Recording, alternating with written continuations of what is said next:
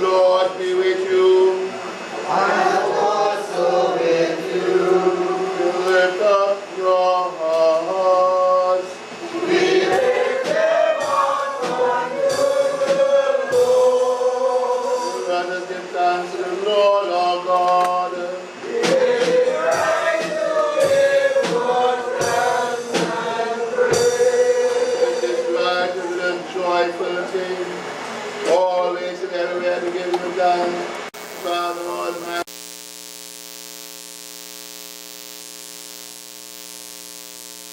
We continue to abide in your presence as the King of glory in the world. Therefore we praise you, joining our voice with angels and archangels, with all the company of heaven, who forever sing with him to the praise and glory of your name. Holy, holy,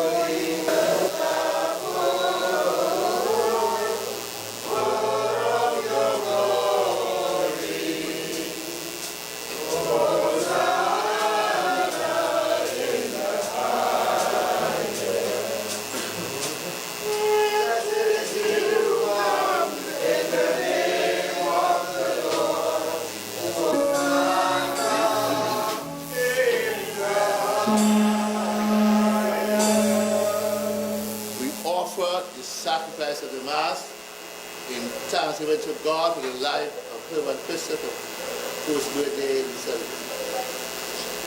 We then form E. Sovereign Lord and Father, to you be glory and praise forever. Your boundless wisdom, you brought creation to being. Your great love, fashioned in your image. In your tender compassion, you sent your Son, Jesus Christ, our Savior, to share our human nature. The power of the Holy Spirit, you came the power of sin and death, and brought your people in new birth as first fruit of your new creation. On the night he was betrayed, he took bread. And when he had given thanks to you, he broke it and gave it to his disciples and said, take this and eat it. This is my body which is given for you. Do this for the remembrance of me. After supper, he took the cup of wine. And when he had given thanks, he gave it to them and said, drink this, all of you. This is my blood of the covenant, which is shared for you and for many for the forgiveness of sins. Whenever you drink it, do this for the remembrance of me. Therefore, Father, for the command of your dearly beloved Son, by his death, we proclaim his resurrection. We await his coming. And we offer you, Father, our sacrifice of thanks and praise.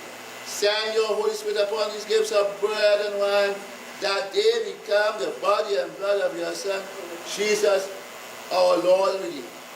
As we partake of this holy food of human life, may your Holy Spirit establish us as a royal priesthood, the Blessed Virgin Mary, Saint Stephen, Saint Gregory, Saint Michael, your Ascension, and all your sons and daughters who share with the inheritance of your saints. With him, and in him, and through him, by the power of the Holy Spirit, we worship you, Father Almighty. Lord, we stand before in earth and heaven, in songs of everlasting praise, blessing and honor, glory and power, be yours forever and ever. Amen. As our Savior has taught us, so we sing and we stand. Our Father in heaven, hallowed be your name. Your kingdom come, your will be done on earth as in heaven. Give us this day our daily bread. Forgive us our sins, as we forgive those who sin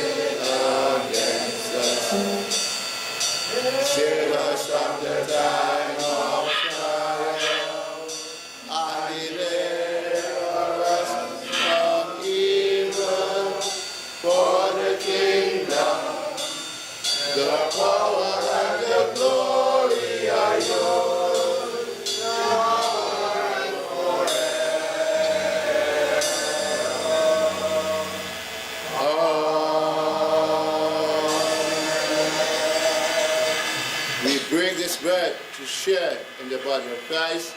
We are one body, because we all share in one bread. The Agnes Day.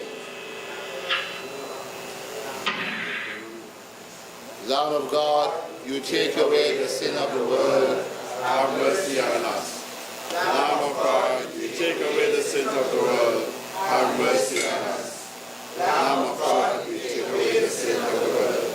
Grant us peace. The gifts of God for the people of God. Our soul will be peace and be satisfied, and we will sing glad songs of praise to him. Kindly sit. Those who intend to receive Holy Communion, please come to the front around the altar. Those who are accustomed, please lead. Those who intend the Mass.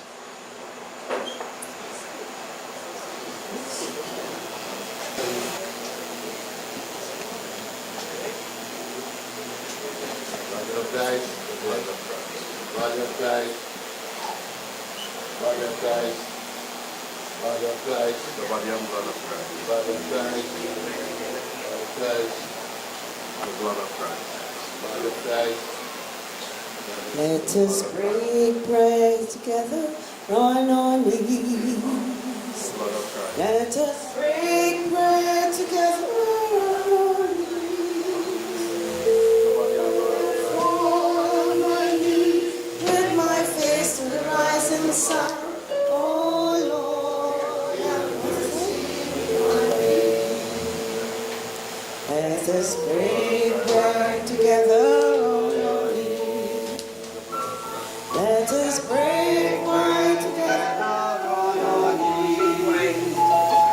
When I fall on my knees with my face to the rising sun. Oh Lord, have mercy on me.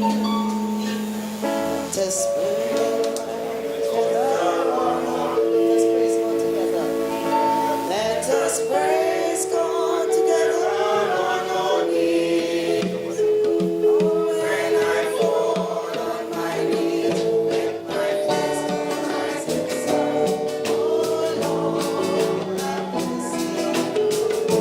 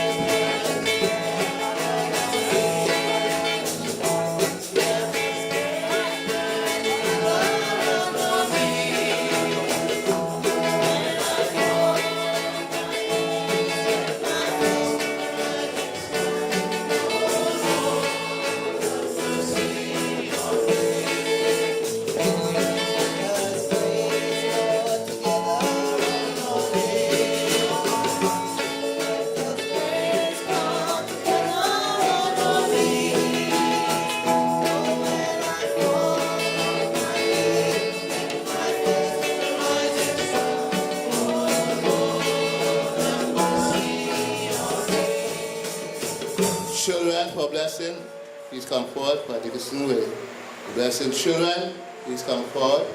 Parents, guardians, guide them along.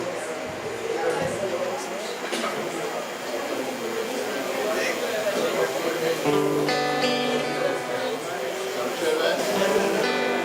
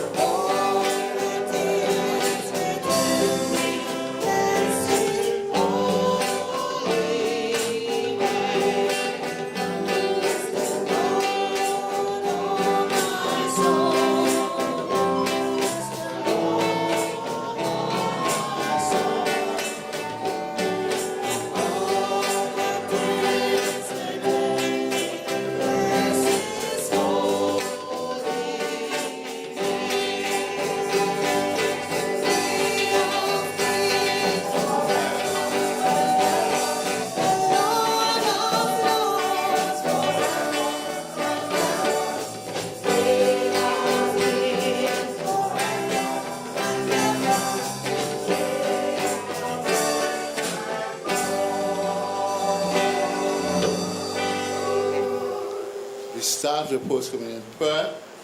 Having celebrated the Holy Eucharist, the highest form of thanksgiving, we stand. The Lord be with you. The second prayer. Eternal God and Heavenly Father, we thank you for feeding us with the body and blood of your Son, Jesus Christ. Send us now into the world in peace and grant us strength and courage to love and serve you and all persons in you with gladness and singleness of heart. Through your Son, Jesus Christ, our Lord. The blessing of the triune God, the Father, the Son, and the Holy Spirit be with you, your loved one, those who meet in our nation, this time and forevermore. Amen. The doxology. Praise God from whom all blessings flow. Praise Him, all creatures carry on. Praise Him, all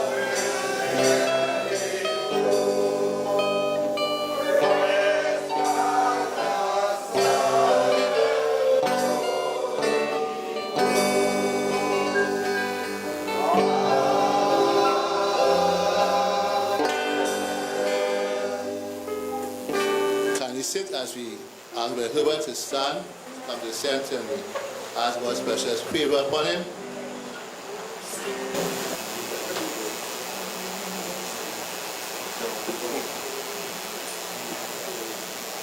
The Lord with you. And also with you. Fire to we have on the back, anointing. Anyone who is anointing for him.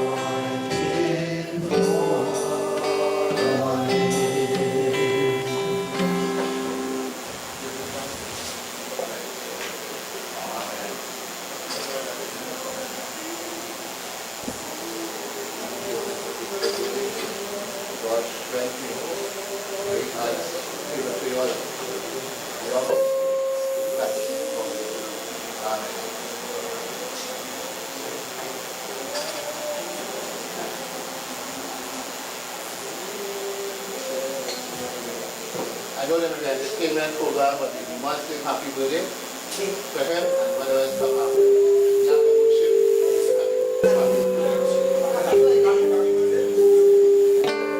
Happy birthday to you. Happy birthday to you. Happy birthday. Happy birthday to you. God is blessing you now. God is blessing you now. God is blessing you. Are wonderful. God is blessing you now.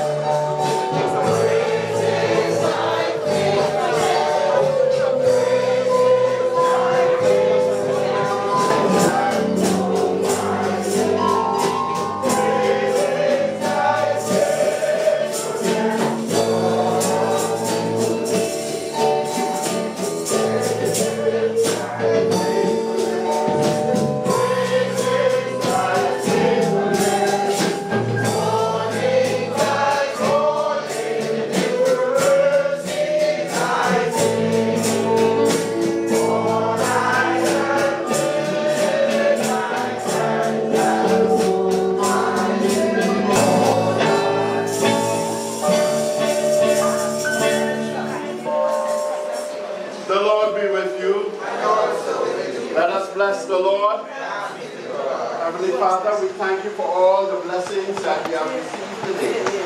We say once again, thank you for everything you have given to us, life, health, and strength. This is my prayer in Jesus' name. Amen. Go in peace to love and serve the Lord.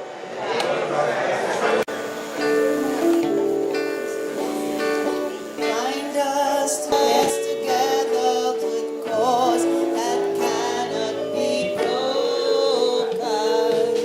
Bind us together, Lord. Bind us together, Lord.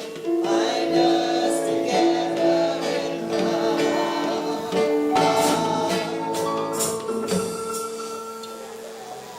Okay, good night, everyone.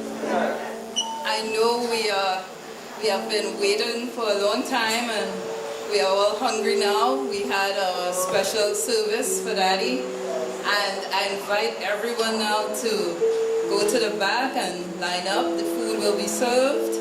If you're quietly lined up, that will help us a lot. And also we need to move some of the chairs. So if people are coming around asking you to move a little, please cooperate. We will continue listening to our beautiful band as we continue through the night. Thank you.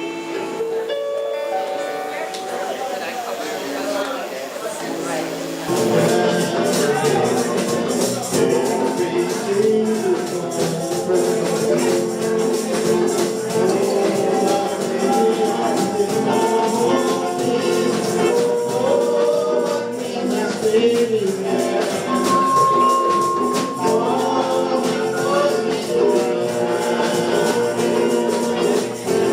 you.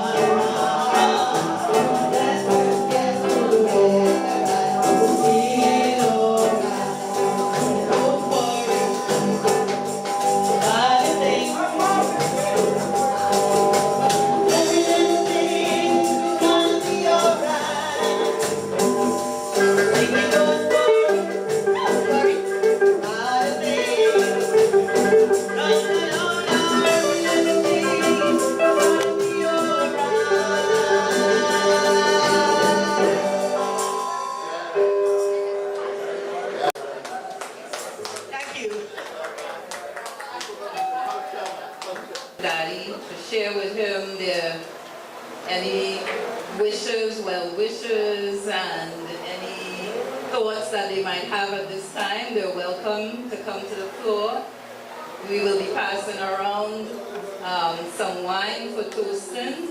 It's being prepared right now, but while that is happening, you can definitely come up and offer your well wishes.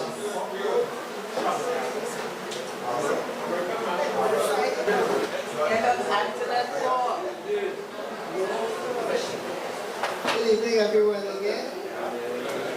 I memories of Mr. Christopher, young, robust man, acrobat, limboing under the lowest limbo. That girl who making all that fame, and then he could have been there making that fame. The girl going on that trucks and thing.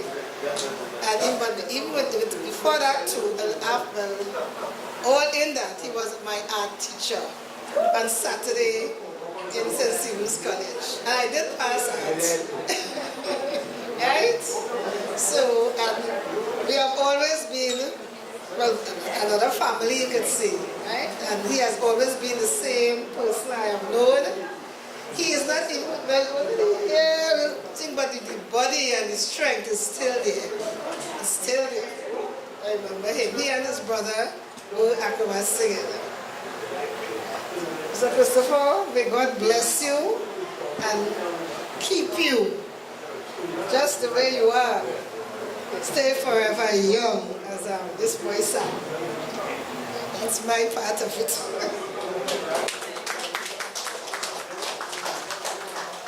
Okay, thank you, Miss Paul. I have to say Miss Paul.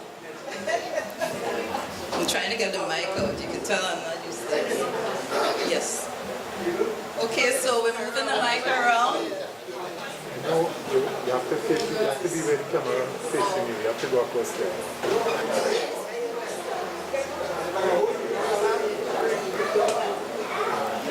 Reverend gentlemen,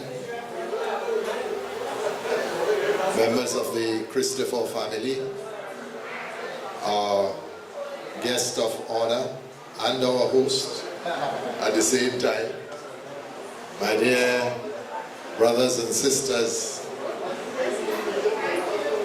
the village in which I grew up taught me that I should always keep friends with those from whom you can learn something good and something worthwhile. Herbert Christopher and I, we have been friends since our teenage days. And there were so many traits in his character that anyone would have gladly emulated. See, like tonight, he has celebrated in the best possible way. There could not have been a better way to celebrate than the way that he has done it here tonight. Everything is focused on the blessings of God Almighty. And we were brought together, and that atmosphere was created. The reverend gentleman ensured, with God's guidance, that we all felt something that would be uplifting and gratifying and energizing. And this has been the way that my dear friend has lived all of his life. We started our friendship at secondary school level, and at that time he always aimed for the best. Thereafter, we met for 2 years in Teachers College, and again he was one of those who was always dedicated to striving for the best. And in everything that he has done, it is as if he felt that a man's capacity ought to be tested to the limit That is why he has been, in his own time, one of the most outstanding sportsmen in so many different fields. In the creative arts, music, art, whatever. Incidentally, we learned art as a subject together in school. And there was only one thing. He has done so much and he has achieved so much. In fact, I always remind him of an incident. We were at Teachers College and the workload in that place was so overwhelming. And one day I saw him with a blue covered book outside the college building, and he was there struggling with something. And I asked him, what is it you are doing? He says, boy, I am preparing for my A-levels. And I said to myself, I always, at that time, wanted to do A-levels, but how can we do A-levels while coping with that kind of workload? And I promised myself then that as soon as I finish, instead of doing it at the same time as our Teachers College course, I will do it after. And that led me on to other things. So it was something that I learned from an ambitious man. There was only one thing he failed in, or he didn't achieve during his lifetime.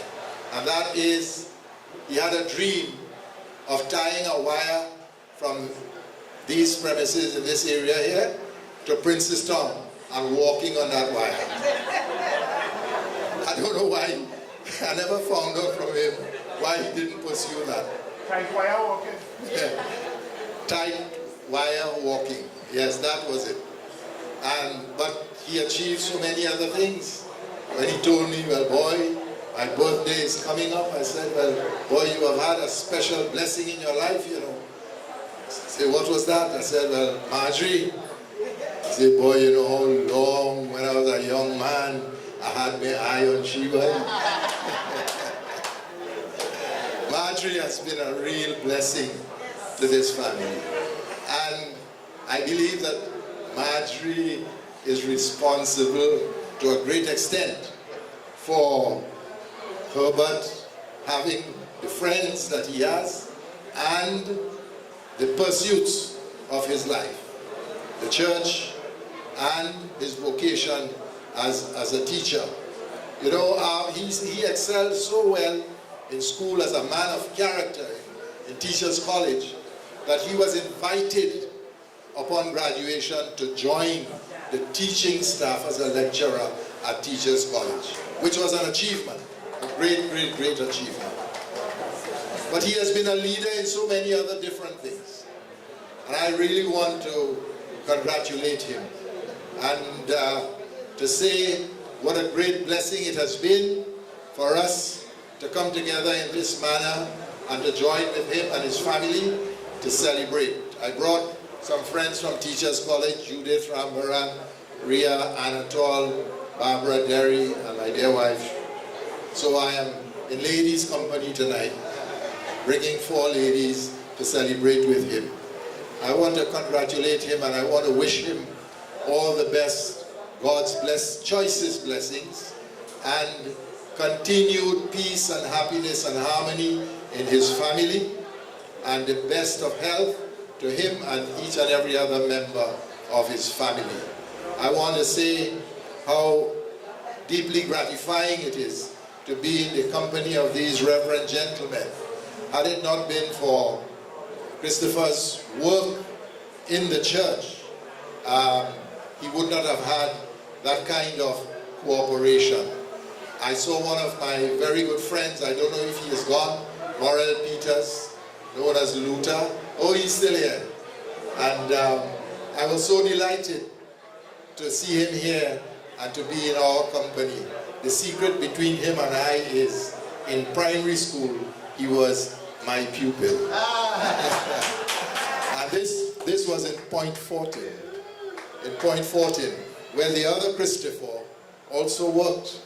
He is no longer with us. But one of the great achievements of this man's father was, as an ordinary countryman, you know, doing his agriculture and so on. At one time, he had 3 sons at the same time. 3 sons at the same time in secondary school. And I never knew him, I never met him, but I always wondered what manner of man he was and the vision that he had, because all the Christophers, the acrobats, there were 3 of them, there was always teamwork, and there was always that cooperation amongst them. They must have gotten something that is most precious from their mother and their father. May God bless their souls and give them a resting place until the day we face our Lord. Thank you very, very much. Amen. Is there anyone else who would like to come forward? Here comes Brother.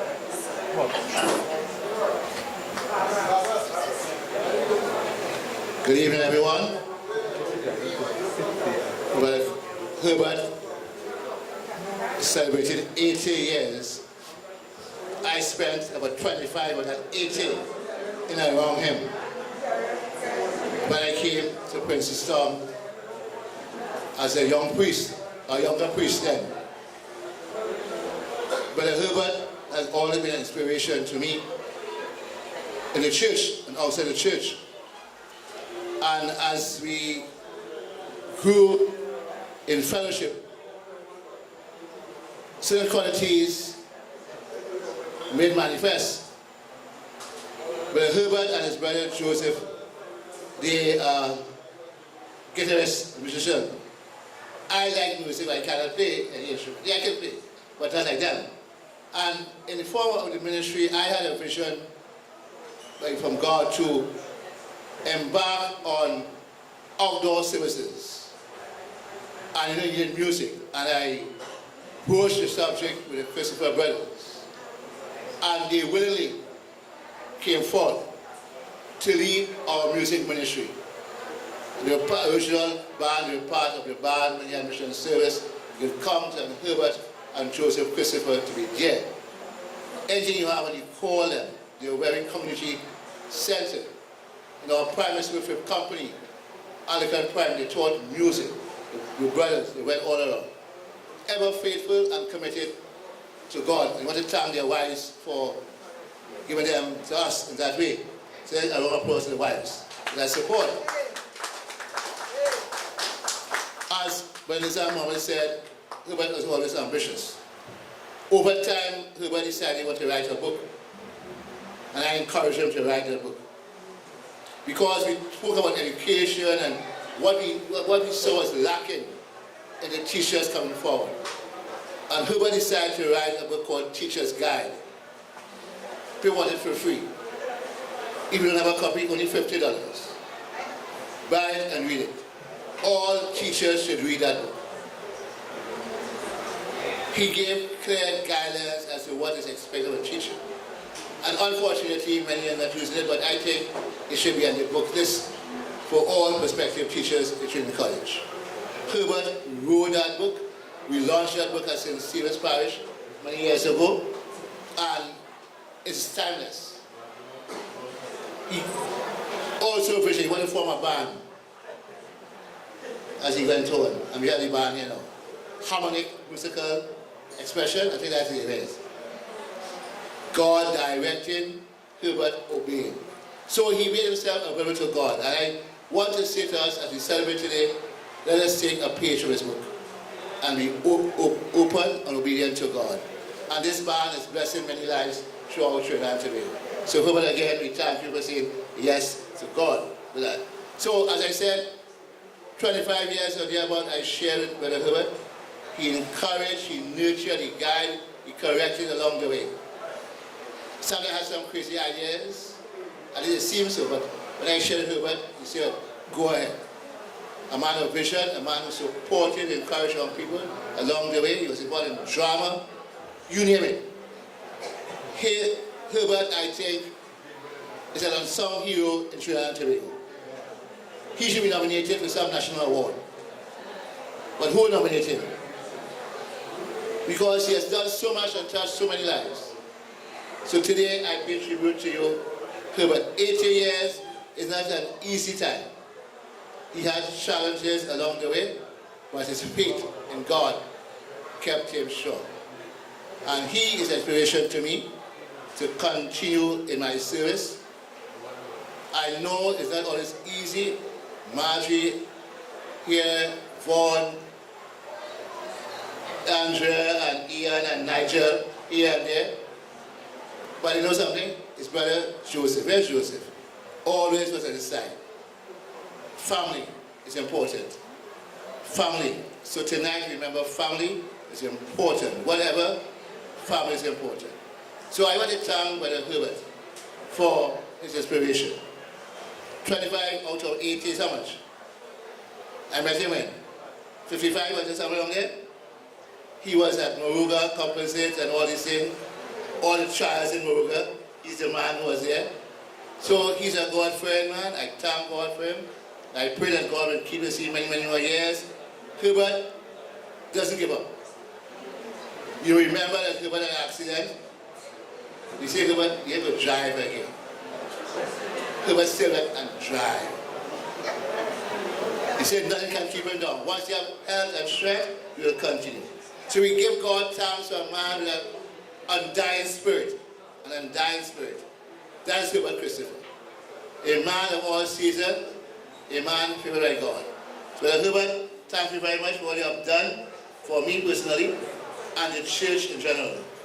I will never forget you. You are my unsung hero. You are the one who made it happen for me many years. For you were a father figure and still is. And despite the fact as a priest, he's the papi. I give homage to a great man of God, a man worthy of celebration. God bless you and keep you always. Thank you. My brother, God keep you.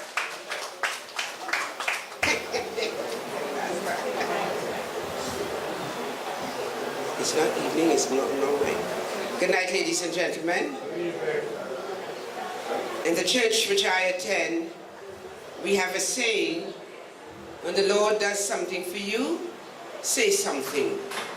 So I deem it a privilege and an honor to stand here this evening on behalf of all those people dressed in the color shirt that I'm wearing. If you look around, you will see a number of us wearing the same top, and we are called Harmonic Musical Expressions. Let's hear a hand for Harmonic Musical Expressions, the band that was entertaining you. And you notice that the guest of honor is wearing the same color. So another hand for that. Ladies and gentlemen, Mr. Herbert Christopher is really, really an asset to the band Harmonic Musical Expressions. Before we came together as a band, a lot of people spoke about academic setting. I was in his class at training college as well, and he taught me economics. Not that I like the subject, but I see there's need for it now. And we met teacher and student. And then years later, we met, he doing the RI classes, and I am taking the RI assembly. And I looked at him and I said, one day I will join you. But remember, there is power in the word. I said it, and I didn't know that it would become a reality. After I retired, I met his brother one day walking down Amos Street, and I said, are you the tutor of the guitar class? And he said, yes. And as the good Lord would have it, I joined the class, later to become a member of Harmonic Musical Expression. And then Herbert Christopher was sent to us, a man, all that was said before I endorse, straightforward, no nonsense, that kind of thing. Only know him better than me, but that's what I got from him. And he has been the manager of our band for a number of years. And I stand here to say he has given to us as manager human service. He has opened his doors to us, and he has embraced us, all of us, as a family. We could call on Mr. Herbert Christopher, and by extension his wife, Marjorie Christopher, at any hour, any time. Sometimes the neighbors would probably get fed up with us because after 10 we still chung chung chung in the corner here. But Mr. Christopher is really a blessing to us. The pastor mentioned a while ago about 70 and he has made his 40. You know he's going longer than that. Because with that enthusiasm and that drive and that thing and that motivation and all the words that we can speak about Mr. Christopher, I see that he has long years to go. I speak on behalf of all of us, members of Harmonic Musical Expression. Mr. Christopher, we love you. May God richly bless you on this 80th birthday. Clearly you have honored your father and your mother. And you have taught us and you are still teaching us so many lessons. Because what I see is if we want to live long, we have to do what the Bible says. Honor your father and your mother, and that your days may be long in the land which the Lord died of. I sung it like something like you. Anyway, may God continue to bless you, and not only bless you, prosper you. Because we have come to regard this place here that we stand in as home, as church, as refuge, as whatever you would like to call it. And we are comfortable, and this expression here this evening, you know, at first he told us was a little thing, eh? And let out his secret. He says a little thing. But Lord have mercy, if this is little, what is big? And it tells you how lavish he is with his giving. It tells us that he doesn't do things ming-pilling. He does things in style, and he does things lavishly. And as you have opened your doors and you have given, may God give you it back, pressed down, running over, Mr. Christopher. I was saying, and if I repeat myself, I have to say it again, we really love you. In spite of all your shortcomings that you may have, we all have, but we still love you. That's so. So I want to wish you all the best. I want to make a presentation to you because we want not only talk love, we want to express love in a tangible way. And it's not just the gift, it's not just the thought, it is straight from the heart of all of us. So Mr. Christopher, 80 years more. Methuselah lived how much? 30 years? 80 years more, double.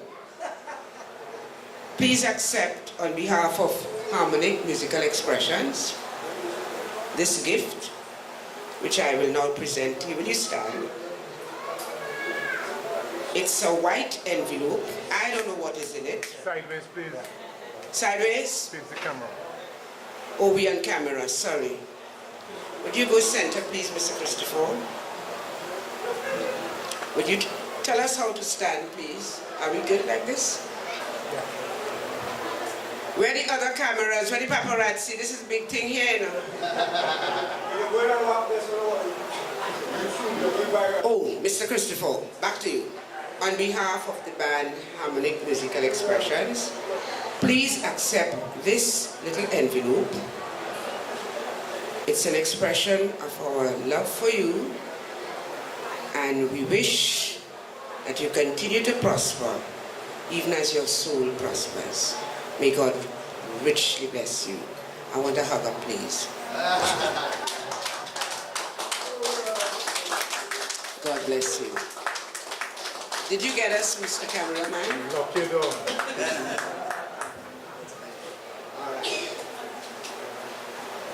Gentlemen, friends, family, It will be remiss of me if I don't come forward here this afternoon to say something on behalf of this wonderful human being, Herbert Christopher.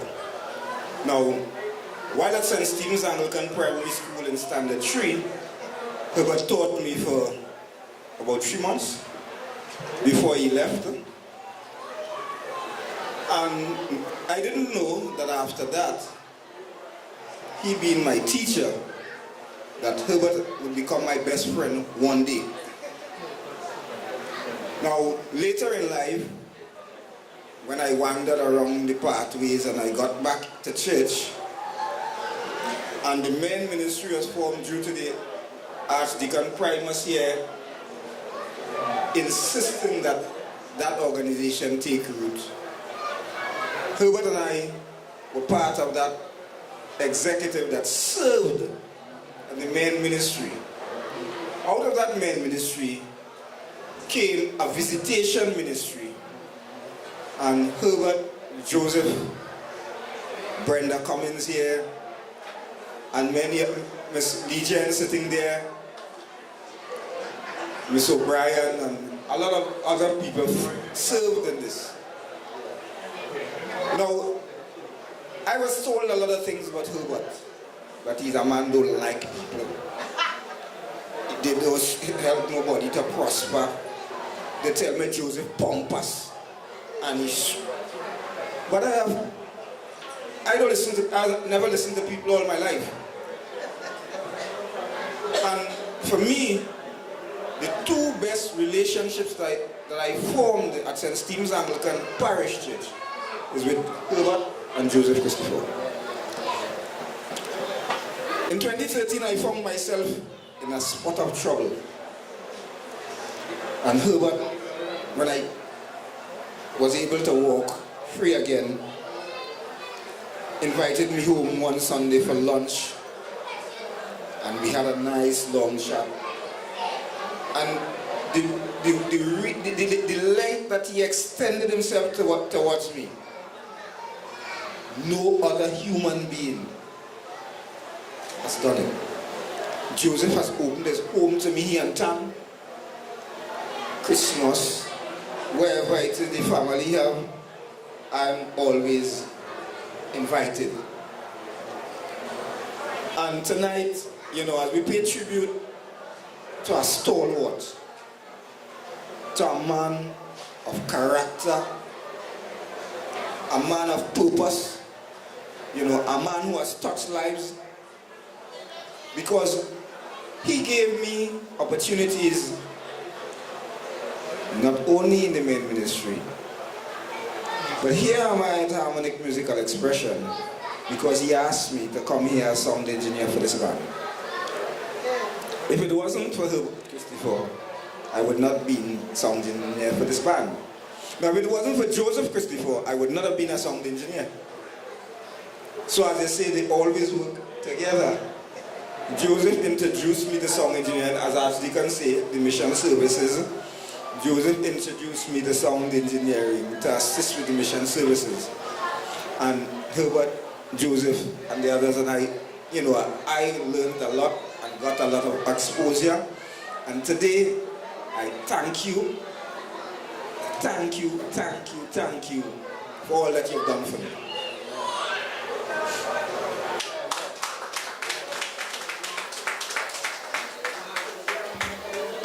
To each and every one, ladies and gentlemen, friends, relatives, well-wishers, members of the clergy that is here with us, to my dear uncle, I say a pleasant good night. You know, tonight I have heard a lot of trickles of what my uncle really is and who he is. You know, when I sat in the back there and I didn't even really want to come, but I said, you know, people that did not really grow with my uncle, and yes, I am his nephew, I am Christopher Elbow, and I am the second to last of his sister's son.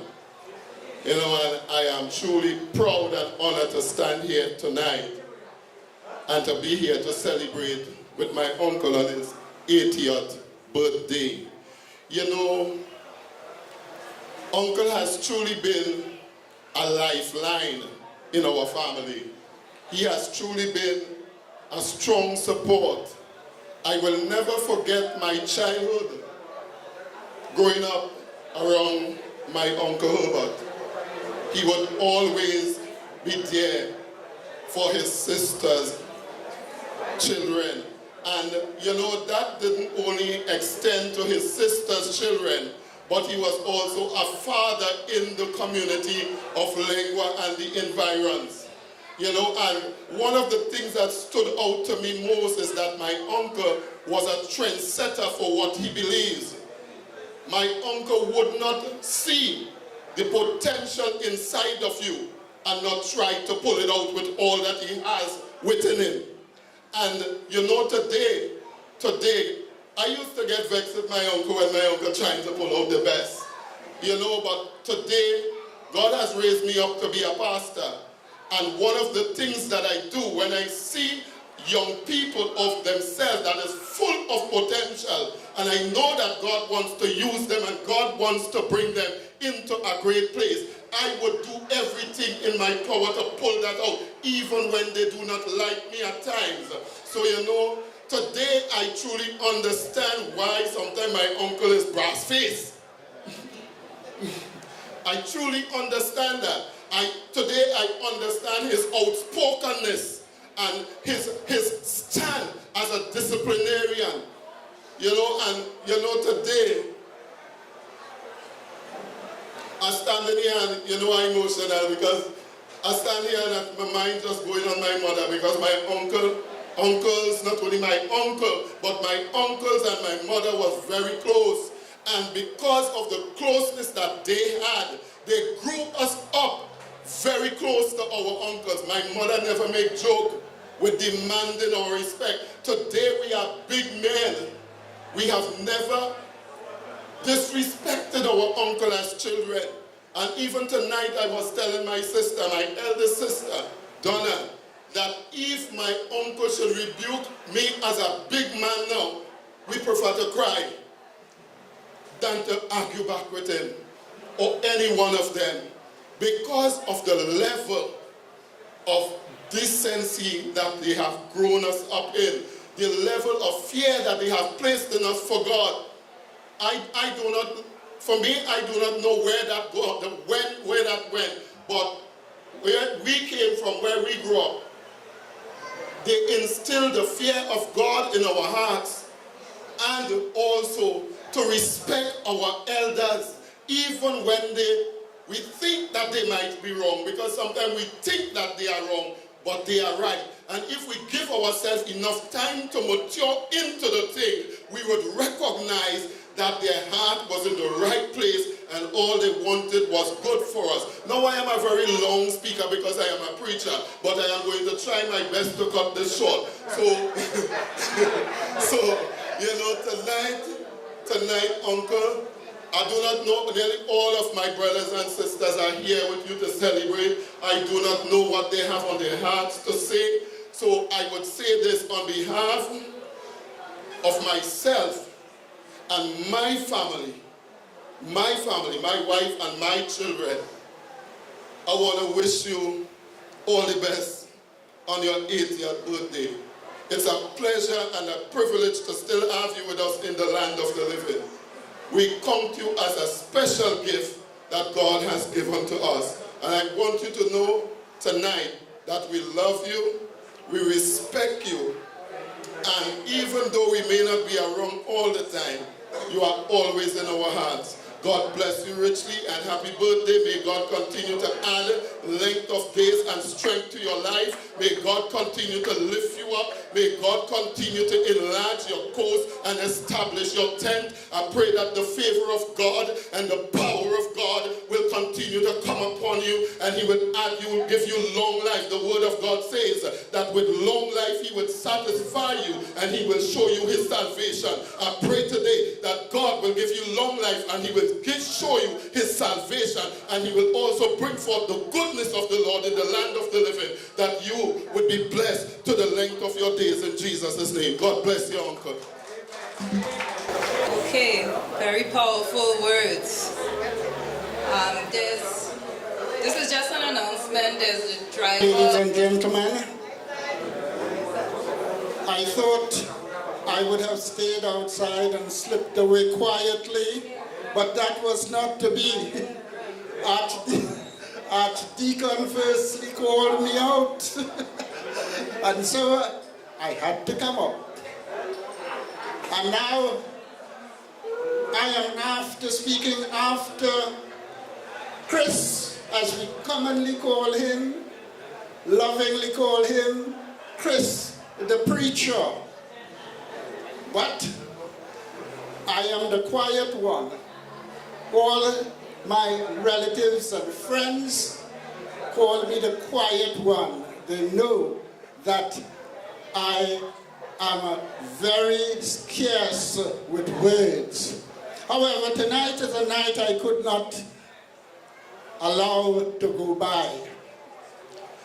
I, first of all, must congratulate my brother here, big brother, Herbert Christopher, for this wonderful age that he has reached. I am planning to reach that age and even past that. But I can tell you, apart from long life, his style of living, the manner of living, the quality of the man, that's a very, very difficult road to follow. His lead is one that I am having a lot of trouble following. But brother, I'm right there behind you, step by step. And tonight, I pay you tribute for that landmark age you have reached. Is it the eldest in the family? As far as you know, go on and yet to go. Congratulations again. But a young nephew of mine told me once, in fact he wished that I live until I turn stone. I'd never forget that. I can't forget that. So, Herbert, I'm there plodding on behind you, plodding on. So keep going. You have been a stalwart in the village of Lengua, not just Lengua, but the entire area, region of Princestown and environs. Keep on doing the wonderful work you have been doing. I know that you have a lot of energy still and a lot more to offer. And so, brother, I say keep on keeping on. Like as I told you earlier today, Johnny Walker, keep on walking. You said quite a lot about him, but one thing probably you don't know, that he was a boxer. I think it's my duty to tell you that. He fought a number of amateur fights, and I think it is one professional fight. And then for some reason, which he didn't divulge to me, he stopped fighting. My parents did not want me to be in the ring, They never wanted me to fight. In fact, they say you're going into any ring for any man to knock your head off. But I went once to see him fight, and someone did not turn up. Someone who had to fight did not turn up. And I was asked to take that person's place. And I learned my lesson. Not me again. I will look on. I will encourage others, but not me again. In any case, I'm too old for that now. But brother, we have had wonderful times together, and I know that we will have more wonderful time together. Congratulations again, and may you live to see many, many more years being as strong and as healthy as you are, and even more healthy. Thank you, ladies and gentlemen. To be short, while I'm a member of the harmonic musical, I am also in a singular capacity.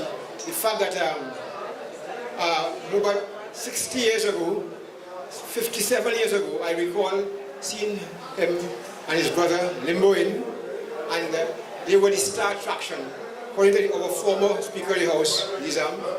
And to me, his energy is just flowed, and you couldn't have reached near to him, because everyone, I didn't know him then, everyone wanted to see who is this, if they are special people from some special part of the world. He and his brother really was a star attraction very early in the Princeton community. Now everyone have heard much of what all has happened, but apart from everything, I want to believe that what the influence of our brother, everything that has been, I'm very short, as I say, because of the fact that there is no other home in this country where you have had four children taking part in the national and international table tennis. And to me, it soared my heart, and I think the former Speaker of the House, he has in fact shared that common passion with me tonight. I felt that a very grave injustice was done. I'll add something to it, brother. A very grave injustice was done to the fact that the work he did and the work that his children, I think one of his daughters here, she was also right. To me, I mean, this is just the icing on the cake for what went before, what everyone knew about him. And I am saying it is not too late. It is not too late for us to give a hero his due. And what we also did not know, the fact that deceased Rashwati I, he was a member of the family, whom I recall, who was a virtual musical consultant to Rashwati I. I mean, I know that there are Rashwati more immediate family here, most likely. But in fact, and I can go on and on because I know time is fast spent. But I know, you see, someone said to go on and on, but I tell you, this is a very important man. And I choose areas that will not touch tonight. So even though someone may be dissatisfied that I am here, to continue, I want us to understand that there is no mean man. And I want, in the words of Nizam, former Speaker of the House, for us to take off his mantle. Because this is indeed a pleasure for me to be here. And some 10 years ago, I can recall playing around with he and his brother to do something long even before the birth of the harmonics. But I dare say, I thank you so much for what you have done in the wider circle, not just among the community. And I pray that someday someone will do a comprehensive bio on this gentleman and see forth, therefore, for us to give him his due, because he's 100 minus 20, which is 80, right? So, brother, may God bless you and continue to strive. You have strived for excellence. Continue. Thank you so much. Okay, all your well wishes, kind words. Now we're moving on to the sticking of the cake. And then later on, on, if you want to come back and continue your well wishes, then you are free to do so. Okay? Daddy, Mommy.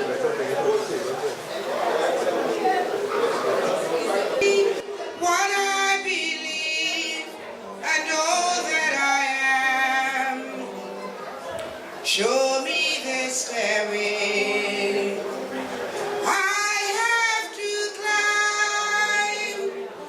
Lord, for my sake, teach me to take one day at a time. One day at a time, sweet Jesus, that's all I'm asking of you. To give me the strength to do every day what I have to do.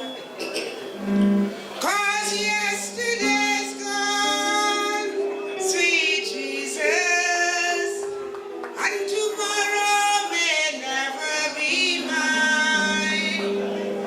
Lord, help me today, show me the way, one day at a time. Do you remember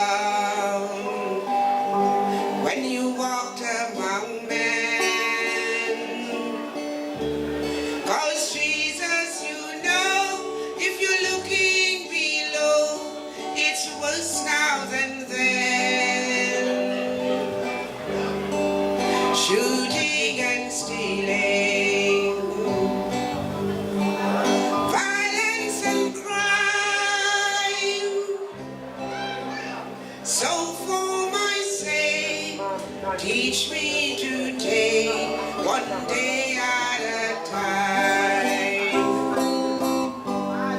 One day at a time, sweet Jesus, that's all I'm asking of you. To give me the strength to do every day what I have to do. 'Cause yesterday's gone, sweet Jesus, and tomorrow may never be mine. Lord, help me today, show me the way, one day at a time. Lord, help me today, show me the way, one day at a time. Lord, help me today, show me the way, one day at a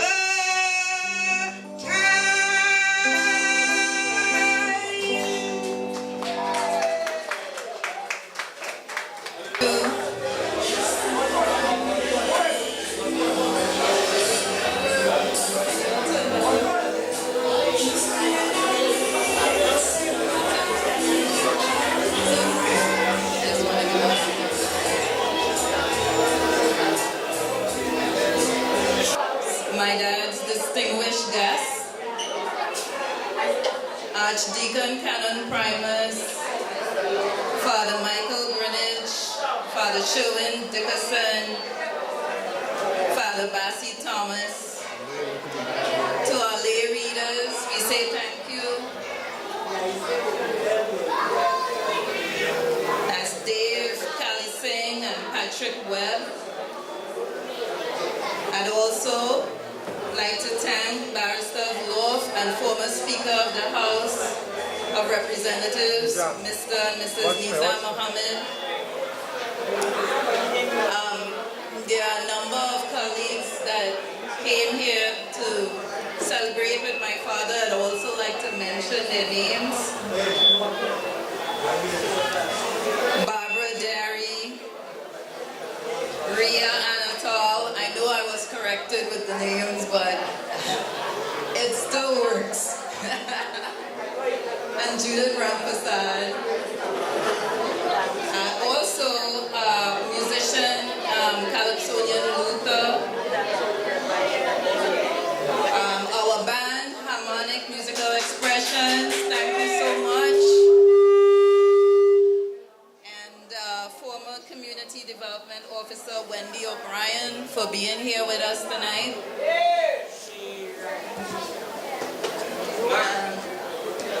And all the family and friends who turned up to this very special occasion. And also to those who wish they could be here but could not make it for many different reasons, like my brother Nigel and my brother Ian, whose baby is not well tonight, so he was unable to be here to share this experience. I'd like to say thank you on behalf of the entire Christopher family. Thank you so much to everyone, and have a pleasant night, and continue to enjoy and to be here with us for as long as you want. Thank you.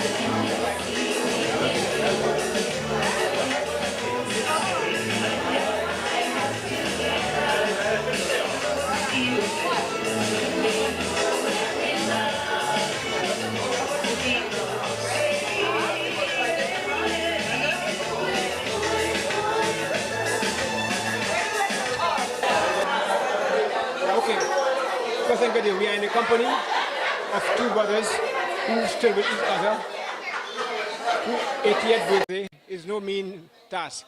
That is our dear brother, Christopher Herbert, and his younger brother, Joseph. As a younger man, the youngest of two of them, I recall them, they were icons in our country.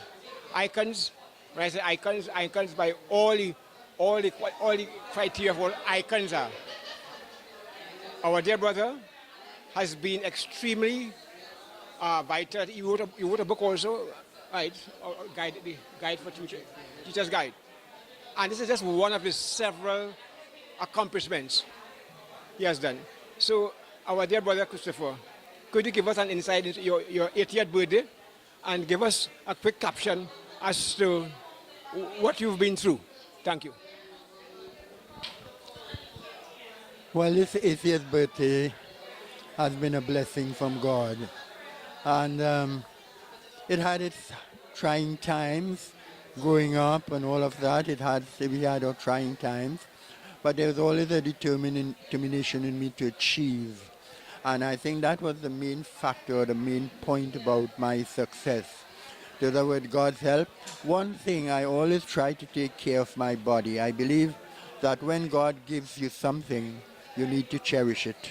Whenever someone gives you something, you need to cherish it.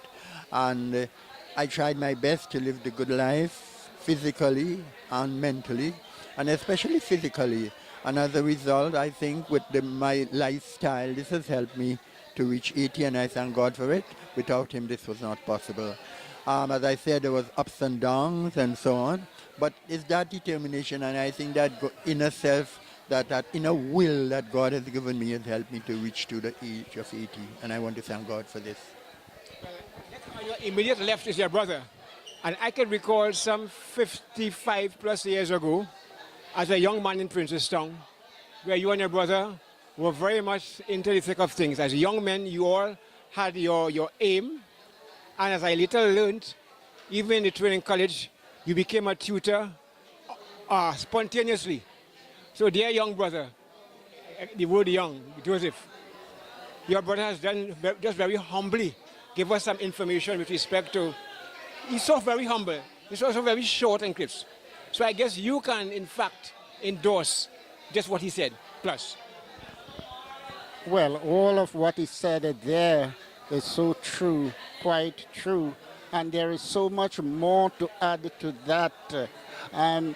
His children, he paid special attention to all his children. Their academic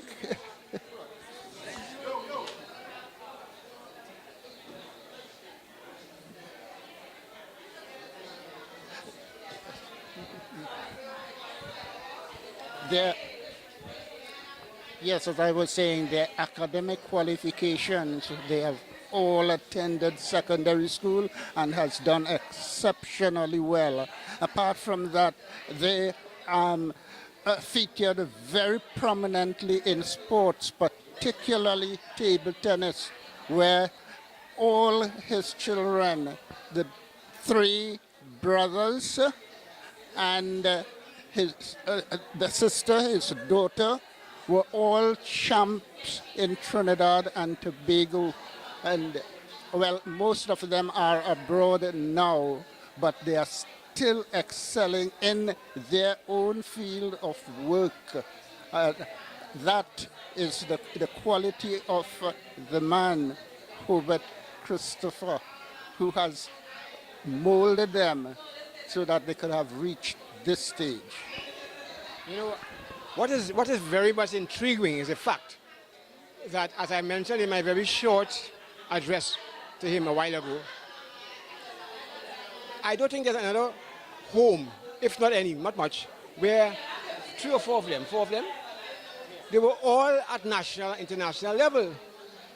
And apart from that, we also had, where it was made to understand, even the Rashorty I was a younger cousin of yours, and you were part of Intrim because in your educational field, where you even was, what was the reference after principal? You were a school supervisor, right?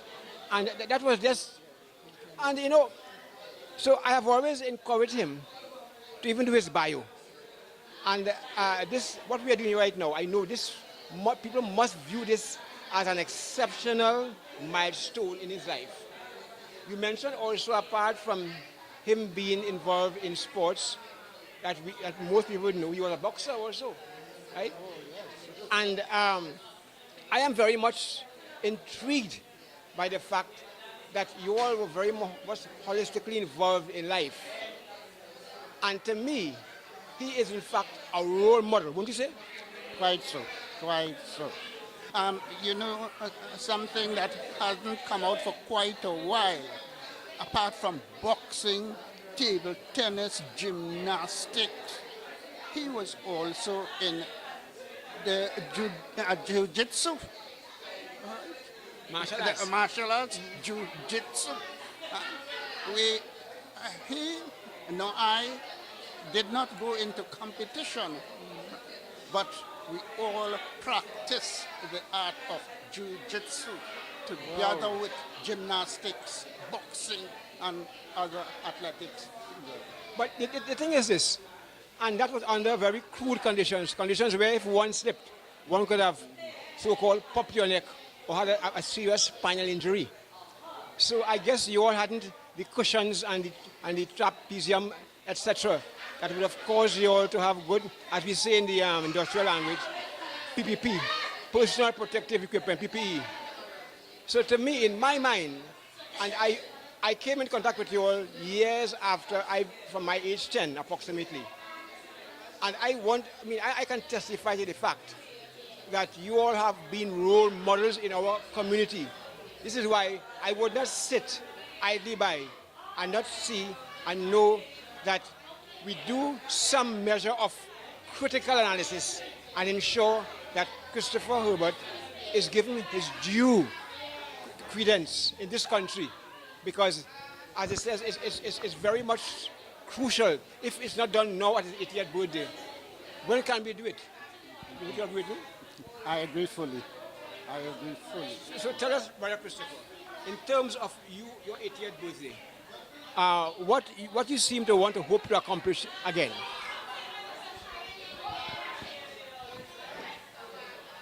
Seeking the Lord is one of my first desire, deeply seeking the Lord, and living with my family, paying more attention to my family, to my son Vaughn, who at this moment is not that well.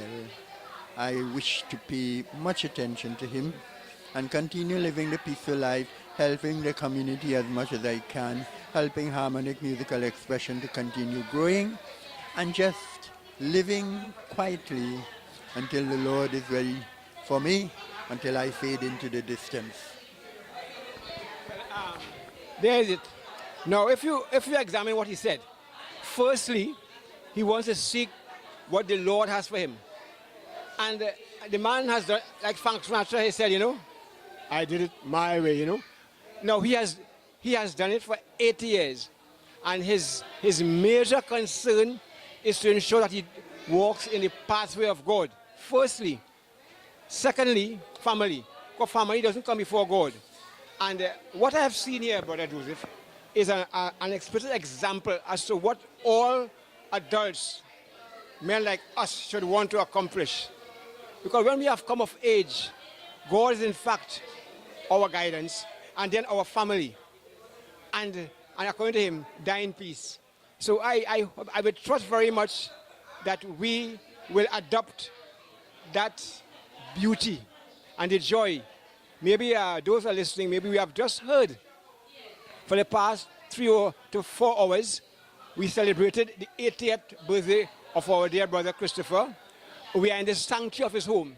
Not much Trinidadians would dedicate their ground floor to a sanctuary. As a matter of fact, brother photographer, our dear brother videographer, he's in fact one of our prime and he's very purposeful. And I always say he's very humble. Just about 5 hours ago, I requested of him to come here. He's a man is in great demand in our media houses. He could have left here and gone somewhere to get loads of money.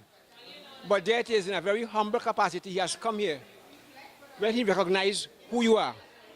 So I would very much want people to know that we are in the sanctuary of Christopher Herbert's home.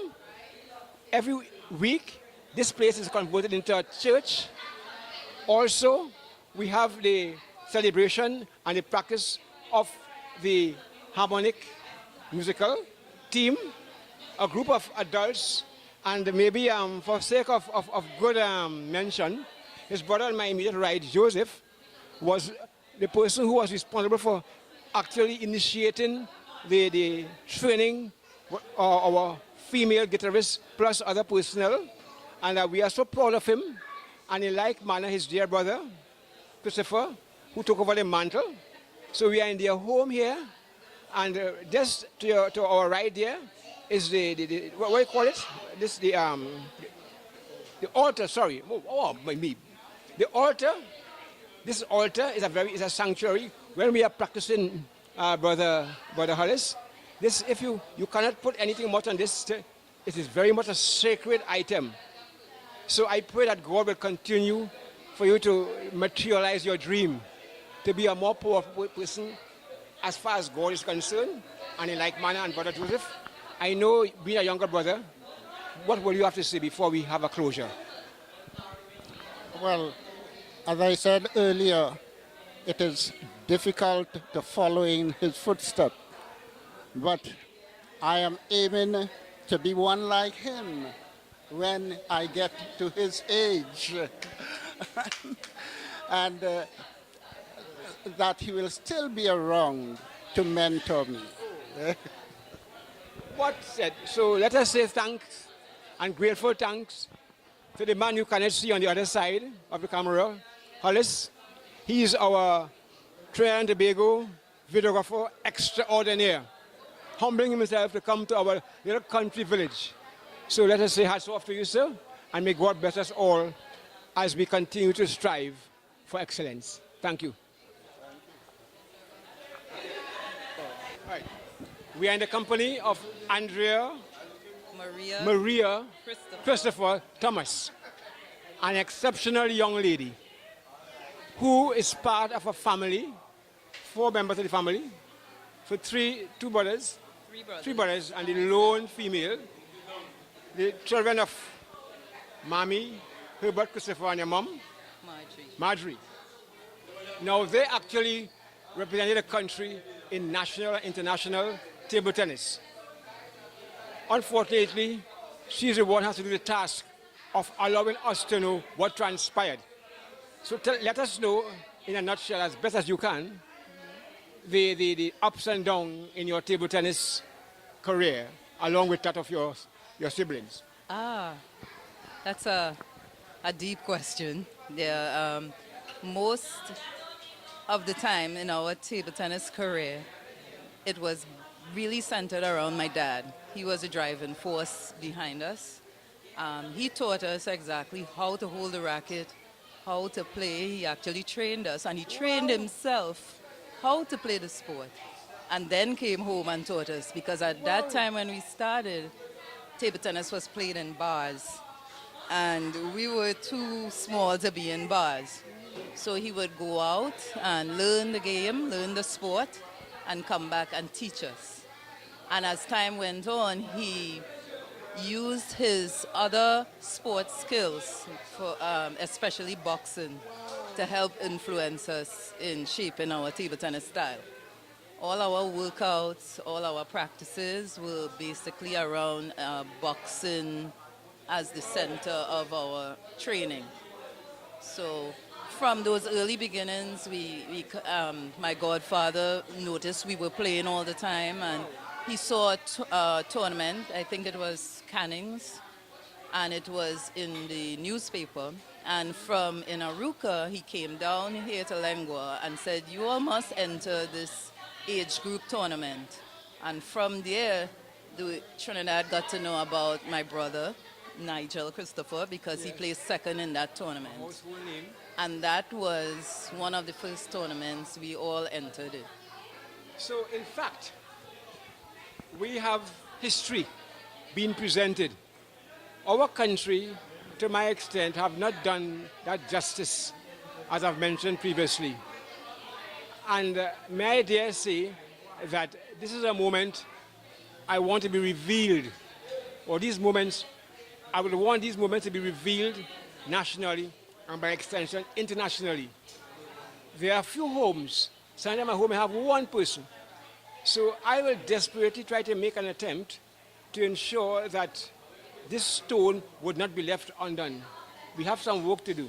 Yes. Because there it is, we saw, apart from the many portfolios of your dad, being a boxer, apart from your dad who wanted to walk on a wire rope from St. Cross to Princeton, who do not know, that is about 3 miles plus, or maybe 4 miles, 3 miles thereabout, something like that. But this man was amazing, because I could recall, I am 68, I could recall maybe about 57 plus years ago, seeing your dad and his brother do limbo and do fire dance, and these men were incredible.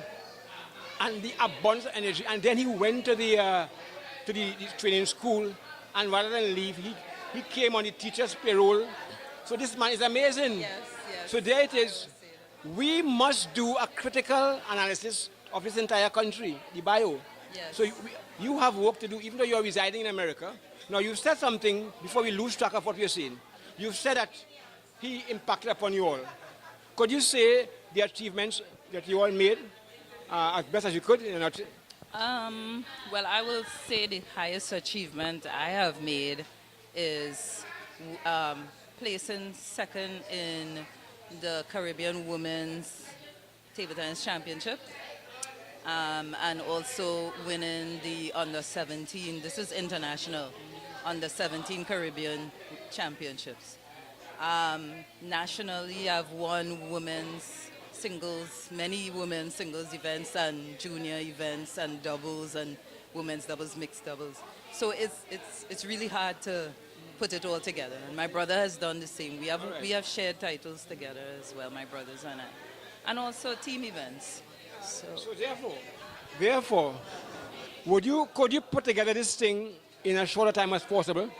Because your next trip to Trinidad, we want to put something as information that would provide a monumental project. I understand, yes. And right? I think my father had already compiled something similar, but it's something I definitely have to work more on in terms of keeping everything and, recording everything.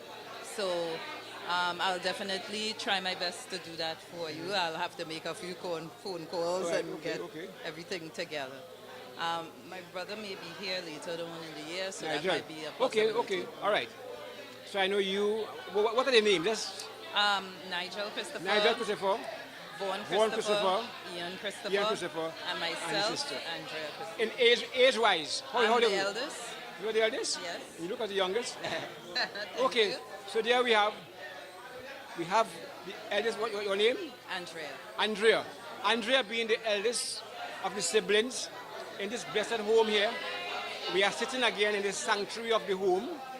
And one good thing, your dad says a while ago in the interview, he wants to do two things after his 80th birthday, which is, if God permit, 12 midnight plus. Your dad says he wants to follow God more closely, and two, to ensure that he has a family, little life, or want to not go with him. So I want to assure you, this is a part one of what you've said.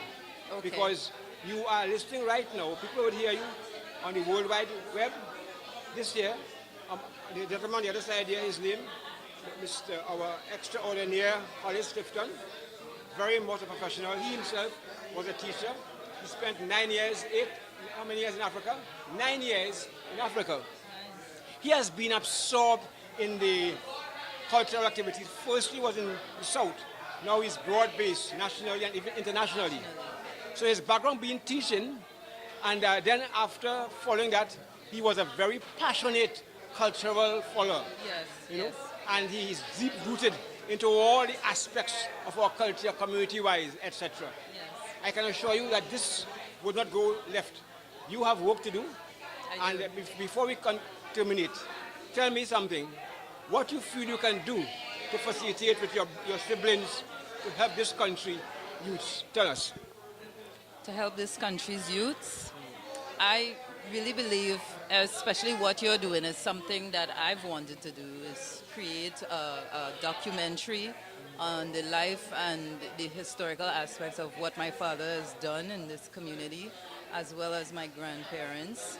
And I think from there it can go further into reaching the youths as a form of inspiration first, and also as an example of what to do and how to live. But we must do justice to this interview. Rashorty, Lord Shorty, whatever you may call him, and the family circle, he and her dad, they were first cousins. And your dad was senior to him. Yes. Rash would be about 75 or so, thereabout.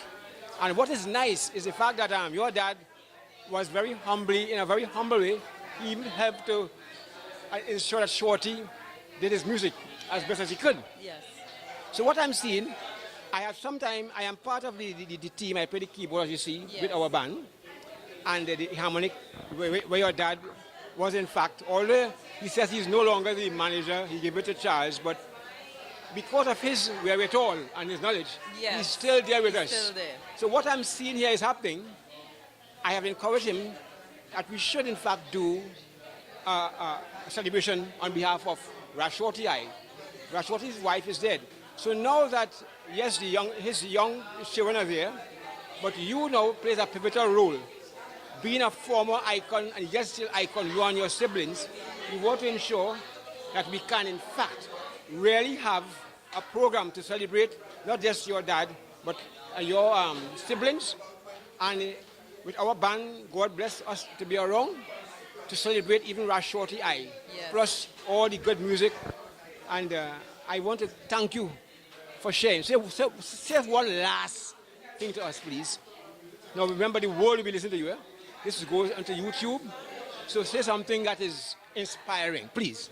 Well, what I can say is that, especially when it comes to my father, he has taught me how to live and to work hard and always to strive for excellence. So this is what I can say at this time. The word excellence. Excellence is the best. Excellence is not best. Excellence is excellence. It's a brand. So this home, this humble home, a store, yeah, okay. Yes, a brand form is temporary, but class is permanent. This home is a brand. And dear Andrea, thank you for being here with us. Thank you for your inspiring words as a young person. And I pray that God will bless your daddy to accomplish the spiritual and the earthly aspect of his life in an excellent manner. Yes. And you yourself, do not forget today, we love you. May God bless you. Thank you. Okay. Now I'll start from the very beginning. The way we started playing table tennis, my brother Nigel, he had a 9-year birthday, 9th birthday coming up, and he and I used to pretend to play lawn tennis in the yard, draw a line and take a book and hit a ball over a line. You know, this is similar to what we see on TV. We figured that was what we were doing. But as his birthday was coming up, we decided to ask my dad I encouraged him, ask Daddy for a lawn tennis set. And Nigel did ask Daddy for a lawn tennis set for his birthday. But my dad, not thinking about lawn tennis, at least that's what he told us, he decided to buy a table tennis set. And that was the early start of us playing table tennis. My dad set it up for us one day after Nigel's birthday, and we played, it seems like, for 24 hours, day and night, until I just fell asleep. And Nigel, by morning, had mastered the table tennis. I couldn't keep up with him. And it didn't take us a long time. We had outgrown the small dining room table where we started practicing on. And eventually we moved to the community center, where there was a very old board that the ladies did craft on. There was a lot of glue stains and it was very damaged. And you would put a plank across the top for a net.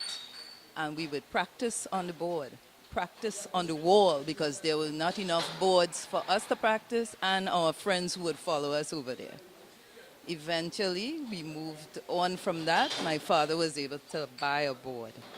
And we started practicing under my grandparents' house, day and night, because we loved the sport. Not so much because my dad said we had to practice, but mostly because we wanted to get good at it. We loved it.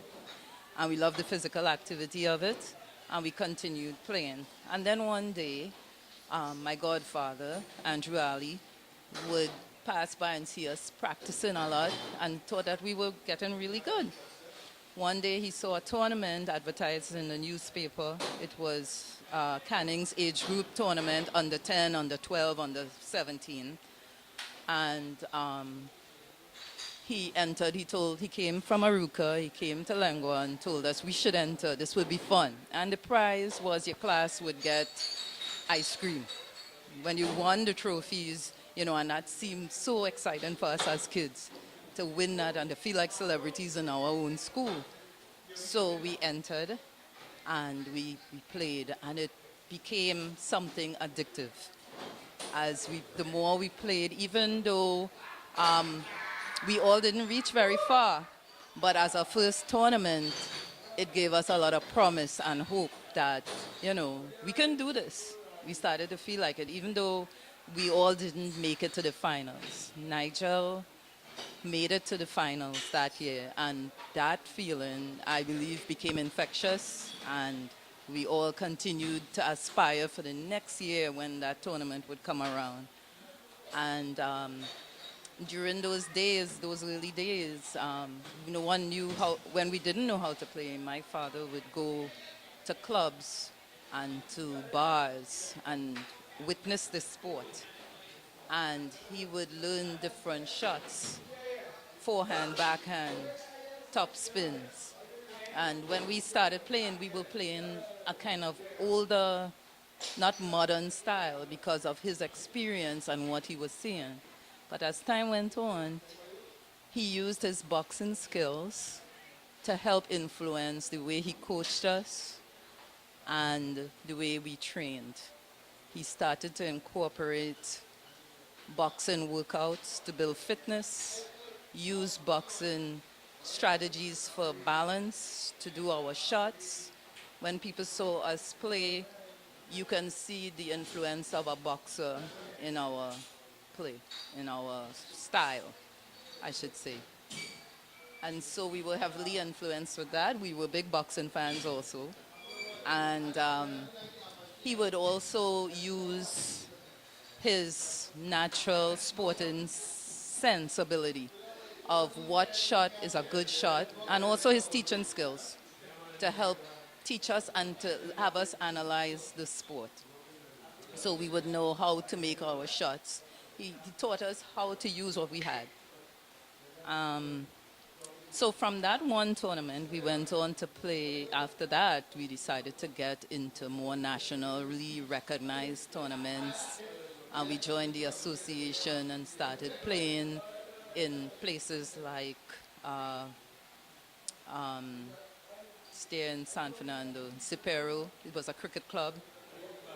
Oxford Club. We played a lot in PSA by the Bowl. When there were lots of table tennis boards there. There were 2 table tennis boards. And, as we grew older, my dad would take us there on like Saturday mornings, not so much at nights, but then tournaments were at nights. Because we were playing adults now, not only kids our age, but we decided to try our skills at playing older people. My little brother, Ian, he was 5 years old and fearless on a board, and he would have no mercy for older guys. And they would tell him before the game to please go a little easy, but he was relentless. You know, we played in places like Woodbrook Youth Center. People would call us to come and practice with them, to train with them, especially my brother Nigel. Tournaments were held in Jean Pierre as we grew more nationally and became more internationally recognized. Our beginnings, even though we did not have the most modern equipment and facilities like some of our opponents, my father was able to improvise and he became the robot. He became robot, and we had maybe 50 players under this house at some point doing different parts of our practice. Some would be running, while some would be playing, and some will be doing stretches, and everybody rotates. We had a system. My brother Nigel would play music all the time, and we would play to that rhythm. So we had many strategies that we used to help us become or to meet international and national players on their level. As we developed through the years, we got, I think, great opportunities under, I believe it was when Dr. Eric William was alive. And he sent a team, he took table tennis to Pyongyang. I think they traveled around Russia when you couldn't get to Russia. And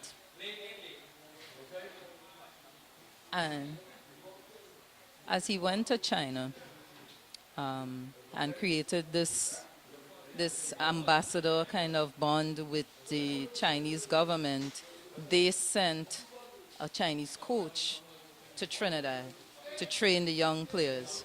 And from the Chinese coach, we progressed even more. We excelled, and with every words of encouragement from the Chinese coaches. That year was about in the early 80s. Early 80s. Less than that. Yeah, 70s. Yeah, maybe 70s. And we kept on trying to practice those skills that he left with us. And whenever we went to tournaments abroad, we would try our best to come back with either a new serve or a new shot or something new. You had to pick up something. You couldn't just, and it was part of us. It wasn't something that my father would say, oh, make sure when you come back with something. No, it was something my brothers and I decided for ourselves, that you come back learning something and you integrate it into your own game and you continue playing. So table tennis has taken us to many parts of Trinidad and Tobago. We traveled around playing in many tournaments, village tournaments. There was Village Olympics, that was very big, with all the different counties, right? We enjoyed that tremendously. And it was just a way of life for us. We didn't know anything else, and it's something we enjoyed. It took us to many remote places of Trinidad, carrying the game. We were like ambassadors, carrying the sport. Somebody wanted to see us play, we would just go and practice with them. And that was outside of tournament, outside of training, And it was fun days, And it was simple. Life was simple. We made many friends, and today we're still friends. Even in where I live now in New York, there are table tennis players who I've competed against here, and we get together up there. We talk about the good old days when I used to beat them. Because of your table tennis prowess, could you quantify the number of countries that you may have visited? That is it's difficult to say off the top of my head how many countries, but I can say I've been to Guyana twice for table tennis, right? I've represented Trinidad and Tobago in Venezuela, Aruba, Puerto Rico, Dominican Republic, and that's just the Caribbean areas. I've been to Yugoslavia playing table tennis. We had world championships that year, and that's where I went. My brother Nigel traveled as well. He's been to, I think, a couple world championships in Germany, and there was another one that I can't really remember. He went to Cuba, played against Cuban players. I mean, he was the Cuban players were very impressed, I remember, of his style and his game. And to Mexico. I've been to Mexico. It was a junior tournament. We had a junior team, male and female, and my brother traveled with me.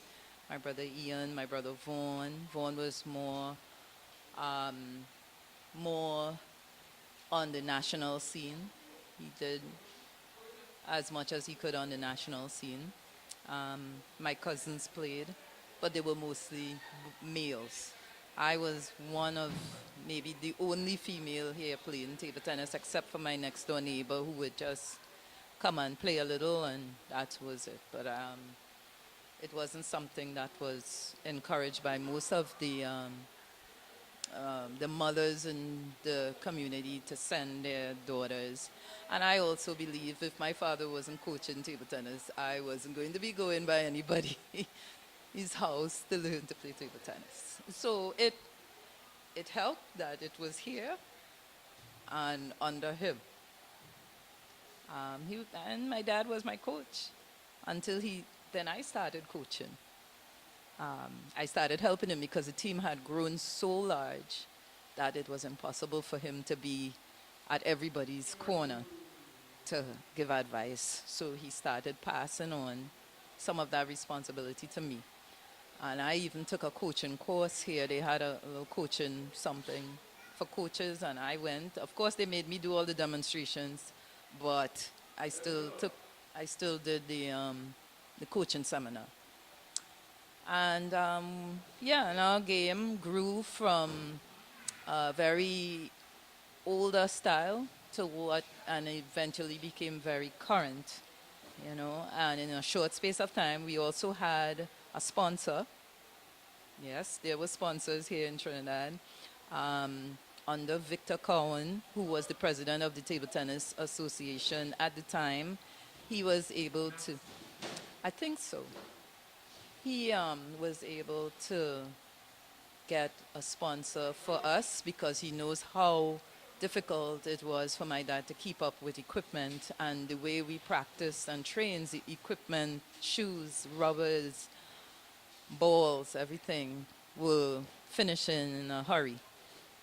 So, you know, we've been fortunate and we made use of the things we had and we just kept playing the game. And my brother and I used to compete against each other who would win the most amount of trophies this year, that kind of thing. So that helped spur us on to who would win the most money, all of that, you know.